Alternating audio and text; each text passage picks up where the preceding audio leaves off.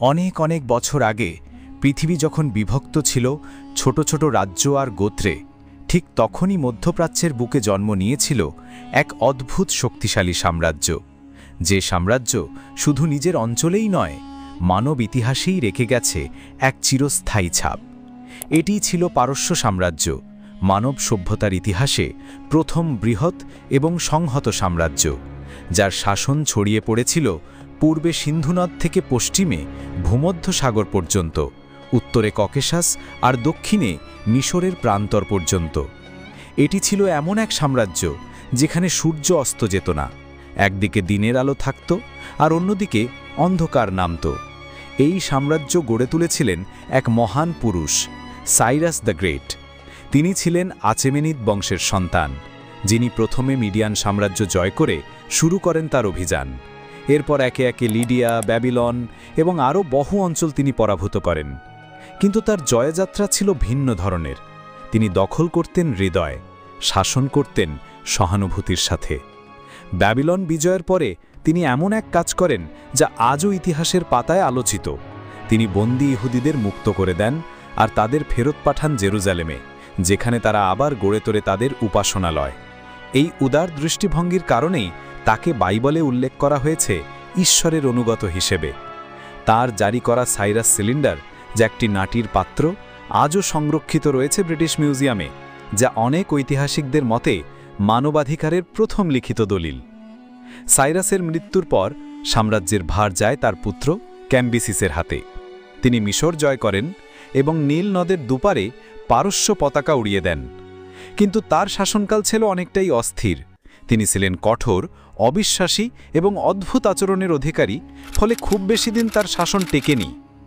তবে পারস্য সাম্রাজ্যের প্রকৃত সোনালী যুগ আসে দারিয়াস দ্য গ্রেটের সময়। তিনি শুধু একজন যোদ্ধাই নন, তিনি ছিলেন একজন মহাপ্রশাসক এবং একজন রাষ্ট্রনায়ক। তিনি বিশাল সাম্রাজ্যকে ভাগ করেন বহু প্রশাসনিক অঞ্চলে, যাদের বলা হতো সাত্রাপি। প্রতিটিতে থাকত একজন গভর্নর, যার ওপর নজরদারি করতে থাকত রাজ পর্যবেক্ষক বা দ্য কিং সাই নামে এক বিশেষ গোয়েন্দা বাহিনী। দারিয়াস তৈরি করেন সমন্বিত কর ব্যবস্থা, যেখানে প্রতিটি অঞ্চল তাদের উৎপাদনের উপর ভিত্তি করে কর প্রদান করত। বাণিজ্য সহজ করতে তিনি চালু করেন পারস্য দারিক নামের স্বর্ণমুদ্রা, যা ছিল প্রাচীন বিশ্বের অন্যতম স্থিতিশীল মুদ্রা। তিনি গড়ে তোলেন বিখ্যাত দ্য রয়্যাল রোড, প্রায় 2500 কিলোমিটার দীর্ঘ একটি রাজপথ, যেটি এশিয়া মাইনর থেকে সুসা পর্যন্ত বিস্তৃত। এই রাস্তার মাধ্যমে মাত্র এক সপ্তাহে বার্তা পৌঁছে যেত এক প্রান্ত থেকে অন্য প্রান্তে, যেখানে সাধারণ সময়ে এটি পৌঁছাতে সময় লাগত মাস খানেক। পারস্য সাম্রাজ্য ছিল বহুজাতিক, বহুধর্মীয় এবং বহু ভাষার এক মিশ্র সমাজ। এখানেই প্রথম দেখা যায় ধর্মীয় সহনশীলতার পূর্ণতা। ইহুদি, ব্যাবিলনীয়, মিশরীয়, গ্রিক, মিডিয়ান, পার্থিয়ান সকলেই পারস্যের ছায়াতলে নিজের মতো করে ধর্ম আর সংস্কৃতি পালন করত। জরথুস্টের প্রচারিত ধর্ম, জরথুষ্টীয়তা, আহুরা মাজদাকে কেন্দ্র করে গড়ে উঠেছিল। এই ধর্মে ভালো আর মন্দের যুদ্ধ, আত্মার পরকাল, স্বর্গ আর নরক, এসব ধারণা পরবর্তীকালে অন্যান্য ধর্মেও প্রবেশ করে। পারস্য সাম্রাজ্য শুধু প্রশাসনেই নয়, স্থাপত্য আর শিল্পেও রেখে গেছে অপূর্ব দৃষ্টান্ত।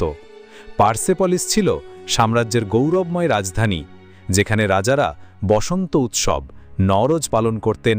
বিশ্বের নানা প্রান্ত থেকে দূতেরা আসত উপহার নিয়ে, আর রাজপ্রাসাদের বিশাল সিঁড়ির দেওয়ালে খোদাই হতো সেই ইতিহাস। অশ্বারোহী সৈন্য, দাঁড়িয়ে থাকা হাতি, মেসোপটেমিয়ার হস্তশিল্প সব একত্রিত ছিল এই এক প্রাসাদে। পারস্যের সেনাবাহিনী ছিল বৈচিত্র্যময়। প্রতিটি জাতিগোষ্ঠীর সৈন্য তাদের নিজস্ব অস্ত্র, কৌশল ও পোশাকে অংশ নিত। সবচেয়ে বিখ্যাত ছিল অমর বাহিনী, 10,000 অভিজাত সৈন্য, যাদের সংখ্যা কখনোই কমত না। একজন মারা গেলে সাথে সাথে আরেকজন এসে সেই শূন্যস্থান পূরণ করত। কিন্তু সকল সাম্রাজ্যের মতোই সময়ের সাথে দুর্বলতা এসে পড়ে ভিতরে ভিতরে। দারিয়াসের মৃত্যুর পর তার উত্তরসূরিরা সেই কৌশলগত প্রজ্ঞা আর দৃঢ় নেতৃত্ব ধরে রাখতে পারেননি। রাজপরিবারে ক্ষমতার লড়াই, বিদ্রোহ আর প্রশাসনিক দুর্বলতা ক্রমে সাম্রাজ্যকে দুর্বল করে তোলে। এই সুযোগে উদিত হয় এক যুবক, যিনি ইতিহাসে চিরকাল জীবন্ত, আলেকজান্ডার দ্য গ্রেট। মাত্র 20 বছর বয়সে তিনি গ্রিস থেকে যাত্রা শুরু করে একে একে পারস্যের রাজধানীগুলিকে দখল করতে থাকেন। ইস্যুস, গগামেলা, প্রতিটি যুদ্ধে তিনি পারস্য বাহিনীকে পরাজিত করেন। দারিয়াস তৃতীয় পালিয়ে যান, পরে বিশ্বাসঘাতকতায় নিহত হন। পার্সেপলিস দখলের পরে আলেকজান্ডার আগুন ধরিয়ে দেন সেই রাজপ্রাসাদে।